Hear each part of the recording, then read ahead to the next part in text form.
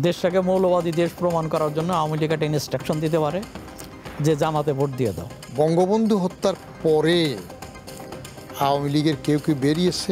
শেখ হাসিনারও যদি এরকম একটা ভাগ্যে পড়ে তখনও আওয়ামী লীগ বের হবে না। বঙ্গবন্ধু এবং প্রথম সারির তাজউদ্দিন, সৈয়দ নজরুল এই জাতীয় কিছু নেতা ছাড়া আওয়ামী লীগের বেশিরভাগ নেতৃত্ব হইল স্বার্থপর, স্বার্থবাদী, মৌলবাদী হোক আর যাই হোক। জামাত যদি একবার ক্ষমতায় আসতে পারে তাহলে কিন্তু সবাই টের পাবে।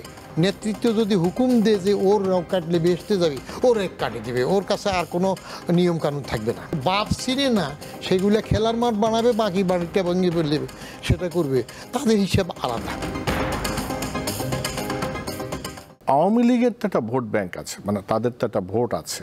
আওয়ামী লীগের দল নিষিদ্ধ বা নির্বাচন আসতে পারছে না।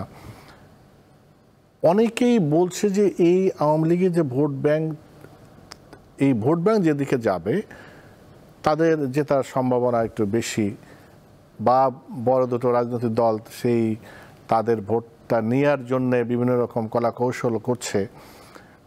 আপনি কি মনে করেন যে আওয়ামী লীগের আসলে এই ভোটটা কি ফ্যাক্টর হয়ে উঠতে পারে নির্বাচনে? প্রথমত হচ্ছে আওয়ামী লীগ যদি নির্বাচনে অংশগ্রহণের সুযোগ না থাকে সেই ক্ষেত্রে কি হবে?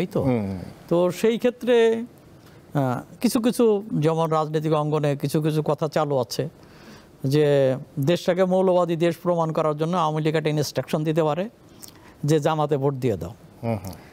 এটার একটা যৌক্তিক কারণ আছে, কেননা আমরা দেখলাম কিছু বার লাইব্রেরিতে কিছু উকিলদের কিছু নির্বাচনে সেখানে আওয়ামী লীগ আর জামাত জয়েন্টলি তারা বিএনপিকে হারায় দিল। এরকম বেশ কয়েকটা ইস্যু হচ্ছে। হ্যাঁ, এই পরিসরে সম্ভব, কিন্তু ব্যাপক পরিসরে অর্থাৎ এটা সম্ভব না। ব্যাপক পরিসরে সেখানে চিন্তা ভাবনাটা কী হবে? এখানে আর একটা বক্তব্য আছে, সেটাও খণ্ডন করি, সেটা হচ্ছে যে ভোট বয়কট করবে। তো সেইটাও বাস্তবে সম্ভাবনা, কেন তৃণমূলে আওয়ামী লীগের যেসব নেতাকর্মীরা আছে তাদেরকে সোসাইটিতে থাকতে হবে, অর্থাৎ তারা ভোট বর্জনের এই ঝুঁকিতে তারা যাবে না। এবং যাবে না অর্থাৎ দিল্লি থেকে যে ইনস্ট্রাকশন আসবে, যে ফরমান আসবে, সেই অনুসারে তারা চলবে না, সেটা প্রমাণ হয়ে গেছে গত এই যে লকডাউন এবং শাটডাউনে প্রমাণ হয়ে গেছে যে এটা চলবে না তারা, অর্থাৎ তারা তাদের মতো ভাববে। তো সেই ক্ষেত্রে তো আওয়ামী লীগের নেতাকর্মীদের যে মনস্ক, যে মনন, তাতে সেই ভোট জামাতের দিকে যাবে না। অপরদিকে তাহলে কোথায় যাবে? তারা হিসাব করবে তাদের নিজস্ব নিরাপত্তার হিসাব, নিজস্ব ব্যবসা বাণিজ্য, এগুলো রক্ষার বিষয়, নিজস্ব অবস্থান ঠিক রাখার বিষয়। তো সেখানে হবে যেখানে যে প্রভাবশালী প্রার্থী তার দিকে যাবে। যেখানে বিএনপি প্রভাবশালী সেখানে বিএনপির দিকে যাবে। কোথাও কোথাও জামাত প্রভাবশালী হলে সেখানে জামাতের দিকে যেতে পারে। এবং এমনকি স্বতন্ত্র যখন প্রভাবশালী আছে তো তার পিছনেও যেতে পারে। তো তারা এইভাবে তারা নীরবে তারা ভোট দেবে। হ্যাঁ, কিছু কিছু জায়গা তো অলরেডি তো কিছু কিছু জয়েন করছে, এবং সেই জায়গা থেকে বিএনপির পক্ষ থেকে, এনসিপির পক্ষ থেকে, তো জামাতের পক্ষ থেকে যে নিরপরাধ আওয়ামী লীগারদের জন্য দ্বার খুলে দেওয়া আছে। তো তারপরে খুব বেশি জয়েন করবে বলে আমার মনে হয় না। ভোটের ক্ষেত্রে হচ্ছে, আমি যদি এক কথায় বলতে বলেন তাহলে আমার ধারণা ভোট প্রভাবশালীদের পক্ষে যাবে। যার যেখানে জোর, ভোটটা তার বাক্সে যাওয়ার সম্ভাবনা বেশি। আপনি কি মনে করেন আওয়ামী লীগের ভোট কোথায় যাবে?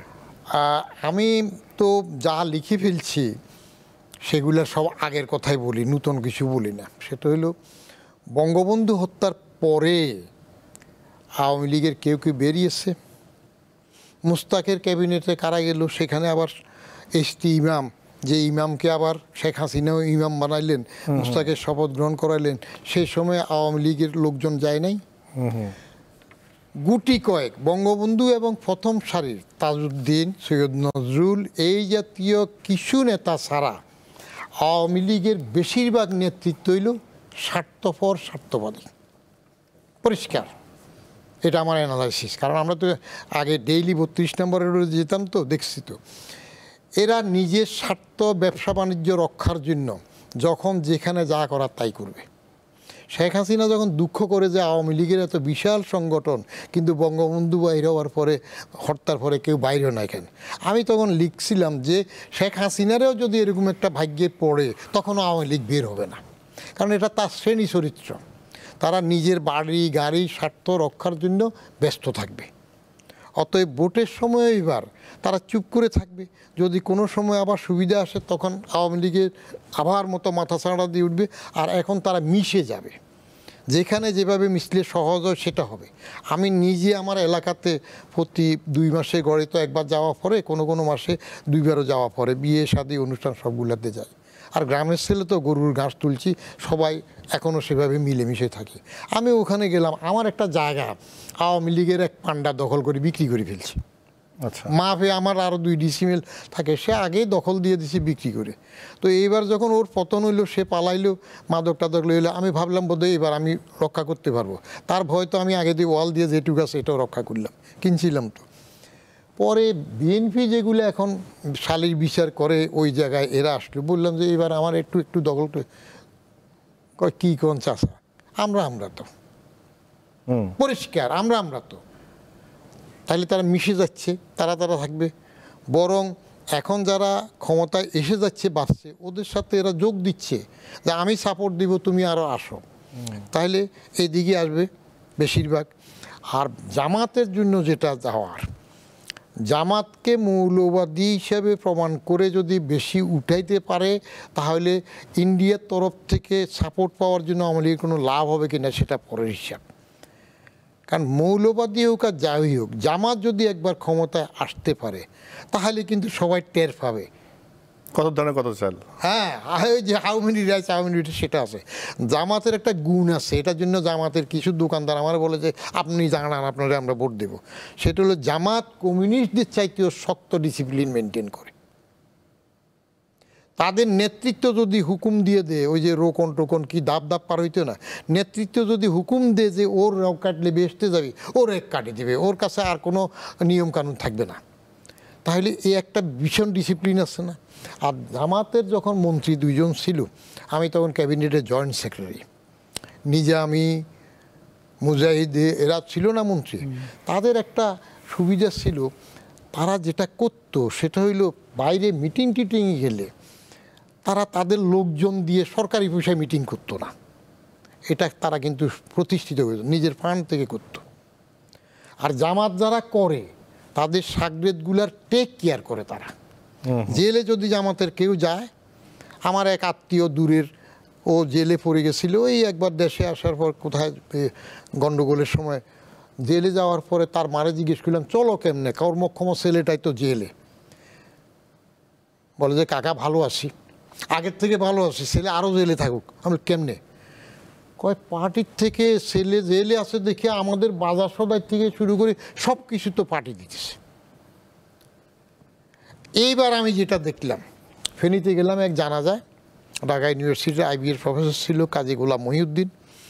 তো আমেরিকার থেকে উনি ডিজায়ার করছে যেন নিজের বাড়িতে কবর দেয়।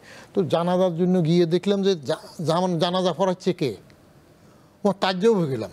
ওই জামাতের নেতা ওখানে জানাজা পড়াচ্ছে। সোশ্যাল মিক্সিং এবং সেখানে কিভাবে ক্যাপচার করলো, জানাজা পড়াচ্ছে কেমন।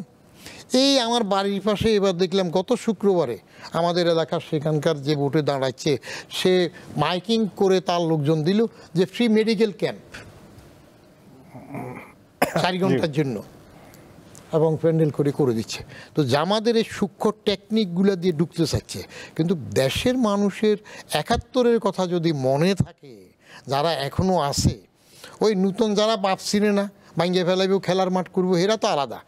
কারণ আমার বাপ তো আমি চিনি নাই, আমার মা বলছে, চাচা বলছে, জ্যাঠা বলছে, সবাই বলাতে তো বাপ চিনলাম। তো বাপ চিনে না, সেগুলো খেলার মাঠ বানাবে, বাকি বাড়িটা ভেঙে ফেলবে, সেটা করবে, তাদের হিসাব আলাদা। কিন্তু যারা 71 দেখেছে, আমরা যারা কন্টিনিউয়াস দূরেছি, তারা তো সজ্ঞানে জামাতকে ভোট দেওয়ার কথা না। তার ব্যক্তিগত কোনো, ওই যেটা সাহেব বললেন যে প্রভাবশালী কে স্বার্থের জন্য না হলে